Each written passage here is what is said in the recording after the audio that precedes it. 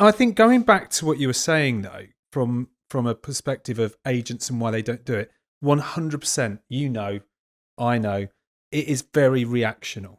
It is. Yeah. It's like you could start the day with the best of intentions. Out you go. You've got all your stuff planned out, and it all goes out the window by 10 a.m. with 2 buyers dropping out of a sale. So is it? So from an outsourcing perspective, you're outsourcing it. Is that the route to go down, or is it quite easy to train somebody up to do this sort of stuff? I just think it's about making the time and just maybe taking a look outside of the industry. I just feel like there's a lot of innovation with AI in the world, and you look back inside of a estate agency, there's only 1 or 2 companies that are really at the forefront of it. Same with, I guess, marketing overall. If you look at like the best sales trainers, it's better than the sales training that we've got inside of a estate agency. So I just think that, like the way I see it, you've kind of got like a estate agency here as this kind of closed off industry. You've got this kind of moat of suppliers that maybe went from estate agents to suppliers. And then you've got agents when they start to look at innovating or doing different things, they kind of land in that moat around it. But I'd say the best information, 95%, not all the time, but 95% of the time, like Clint, you probably, when you were looking at Google, went outside of a estate agency for Google content and learning, right? I'd say a lot of the best information is outside of it, and applying it back to it, you'll typically always get the better results. It's just about finding the time to do that and finding the right places to look. And I suppose because they are reactive and they are, let's say they are getting leads if they outsourced it, is the problem then they don't actually do anything with the leads? It's strategy. It's complete lack of strategy. Yeah. And then when you dissect that even more, the lack of strategy comes from the type of person that becomes an estate agent and then becomes a business owner. Yeah. And I'm sure you've obviously been through that journey of becoming an estate agent, working your way through, and then owning your own estate agency. And if you look back and you look at the skills you had when you were just valuing properties, and then the skills you've now got with recruiting staff, training staff, looking after accounts, like the whole shebang, it's a completely different job. It's not estate. You don't do estate agency anymore. You're a business owner, not an estate agent. So what I find is that we've got estate agents now that work initially for maybe a corporate firm and then go, I'm really good at this. I could do this myself. And they either start up their own business or go self-employed. Once they do that, they're not going, right, what's the strategy of this business? And what I will say, and I'll give them a shout out on here, and this is who I'm self-employed for, is Ian Macbeth and Avocado Property. They understand marketing and strategy to start with. And then it filters down to estate agency. The reason I say that is if you become a self-employed estate agent at Avocado, the first thing Ian will say is, first of all, how much do you want to earn? I.e., what do you want the business to turn over? And he works it backwards and he goes, that's the exact amount you need to be spending on marketing. And it's a very high percentage. You know, if you want to earn 6 figures a year, you've got to spend $1,000 a month on marketing as a self-employed agent. And so when you work it backwards like that and you go, what's your actual strategy? And by the way, marketing, right? Because I think, again, estate agents may confuse marketing with things like Rightmove and maybe lead sources like that. Yeah. But marketing, if you were to give some examples to the viewer, what sort of thing would Ian be sort of recommending? So marketing, I mean, marketing is such a big thing at Avocado that what he's done is he's pulled in a marketing director. Yeah. Because he's gone, we're estate agents, they've gone, we're estate agents. Why would we know everything about marketing? Yeah. So what we need to do now is bring in a marketing director to head up and tell the agents this is what you should be doing. So stuff like, obviously the normal advertising, like social media advertising, Google advertising, they've always spent a huge amount of both of those. And I'm sure we'll get into which is better and, you know, do we do social media? Do we do Google?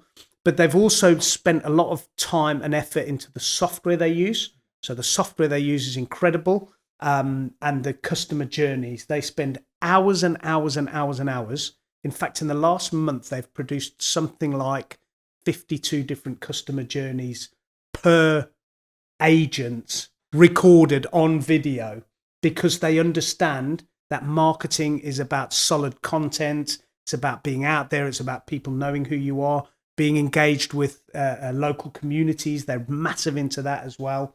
So marketing is like, I don't think you could go, I know this from experience from Google Clint, is that I know you can't go, I'm a valuer today and the next day I'm a business owner. That switch is massive. So I've had agents come to me and go, Clint, we've heard you doing Google. And I'm like, yeah. We've heard you get loads of leads. And I go, yeah. Can you get me loads of leads? And I go, yeah, I can. And I think to myself, it's probably a similar analogy to, let's go football here for a second. You get a brilliant football team and they spend 100 million quid on a striker. What would happen if you just put that striker on the field? Forget the rest of the team, forget the rest of the strategy, forget the rest of anything else. You just put, because you go, that's what's going to win us matches. Yeah. It's not. No. He needs his midfield, he needs his defenders, he needs his goalkeeper, he needs the management team, he needs the stadium, he needs the audience, he needs everything. And then he needs to be a brilliant striker, supported by everything else. And that's where agents lose it. They go, Clint said we could get 50 leads a month because he's looked into how many leads he could get out the postal code areas. And Google can predict this kind of thing. And I'll go back to them and say, look, on average, you could get between 50 and 70 leads per month. And they go, brilliant, can you do that? And I'm thinking, oh, that's your only tactic. If that's your only strategy, I guarantee you'll be calling me next month going, Clint, some of these leads aren't coming good. And I'm thinking, because you don't understand your own strategy. It's interesting that. Do you agree? Yeah, I agree with definitely. I think this is the thing interesting to talk to you, Clint, because you've got one of the best marketing setups in a estate agency as an estate agent with Avocado. Yeah. And you've got the marketing business. So you've got the social media, you've got the pre-launch strategy on social media, the content strategies, you've got the Google ads, you've got the life cycle and the customer journeys that happen there. You've got Rightmove, you've got pretty much everything.